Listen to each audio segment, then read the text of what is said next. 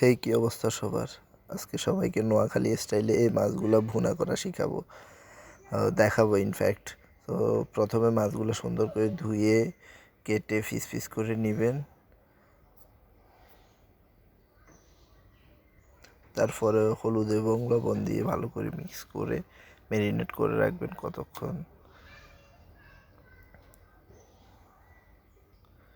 তারপর তেল গরম করে তেলে সুন্দর করে ভেজে নেবেন এবং ভেজে নেওয়া হয়ে গেলে ওই তেলগুলোতেই বেশি করে পেঁয়াজ কেটে পেঁয়াজ দিয়ে দিবেন এবং পেঁয়াজগুলোকে একটু লালচে ভাব করে নেবেন, কষিয়ে নেবেন একটু। তারপর পরিমাণ মতো যে মশলাগুলো আপনারা খান ওই মশলাগুলো অ্যাড করে নেবেন, যেমন হলুদ, মরিচ, লবণ, রসুন বাটা, আদা, জিরা, এগুলো পরিমাণ মতো পর্যাপ্ত অ্যাড করে নেবেন। অ্যাড করে এই মশলাগুলোরে ভালো করে পানি দিয়ে কষিয়ে নেবেন এবং আগুনটা মিডিয়াম আঁচে রেখে ভালো করে কষিয়ে নেবেন।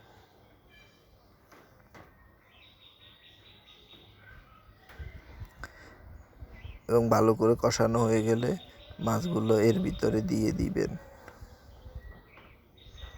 এবং পরিমাণ মতো পানি দিয়ে আবার ভালো করে একটুখানি কষিয়ে নেবেন। এই হয়ে গেল।